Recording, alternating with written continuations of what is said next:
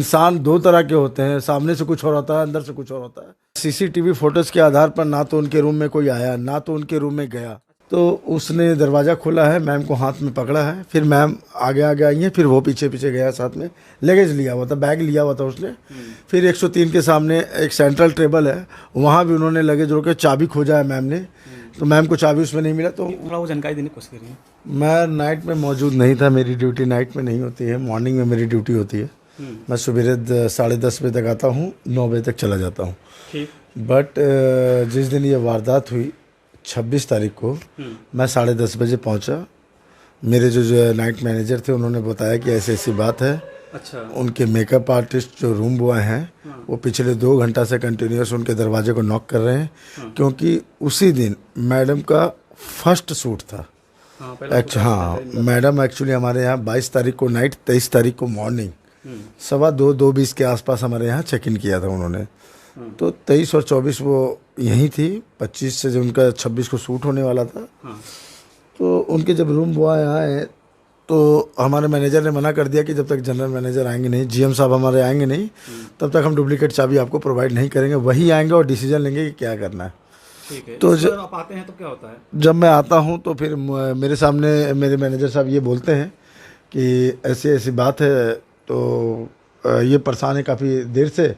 और उस दिन हमारे यहाँ भी 19 कमरा लगा हुआ था। उस फ्लोर पर उनके 4 कमरे थे, 2 कमरे मेरे और भी गेस्ट उसमें रुके हुए थे।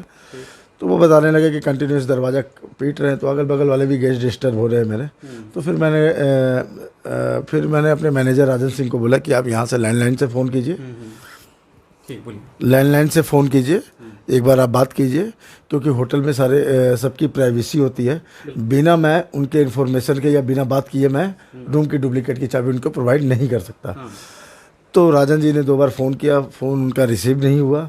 फिर मैंने इमीडिएटली उनके प्रोड्यूसर को फ़ोन किया जो ये फिल्म बना रहे हैं, उनको मैंने फ़ोन किया, बताया उनको सारी ऐसी ऐसी बात है।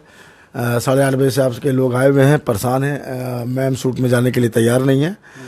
तो उनके प्रोड्यूसर ने बोला कि ठीक है, उनकी जो मेकअप आर्टिस्ट है रेखा मौर्य, जो उनके बगल वाले ही रूम में थी 104 में, और उनका रूम बॉय है जो उनकी यूनिट आई हुई थी जो मैम को ले जाने के लिए, उनको आप साथ में लेके जाइए और दरवाज़ा ओपन कीजिए। मैंने अपने मैनेजर राजन सिंह को बोला कि आप डुप्लीकेट चाबी लीजिए और उनकी यूनिट के साथ आप वहाँ पहुँचिए। जब हमारे मैनेजर वहाँ पहुँचे, दरवाज़ा उन्होंने खोला तो मौके वारदात में वो पंखे से फांसी पर लटकी हुई थी। अच्छा जी सर, फोटो देखा गया है सेम उसी कंडीशन में। हाँ, उस कंडीशन में क्या आपको लगता है, आपका क्या कहना है कि मेरा वो फांसी लगाया गया है या लगाई है? सर देखिए, सीसीटीवी फोटोज़ के आधार पर ना तो उनके रूम में कोई आया, ना तो उनके रूम में गया। अच्छा, अभी तक वो सीसीटीवी फोटोज अभी उनके फैमिली वालों को नहीं मिला है, क्या रीज़न है? ये सर प्रशासन के हाथ में है, क्योंकि वारदात के बाद प्रशासन ने सब कुछ कमरे को भी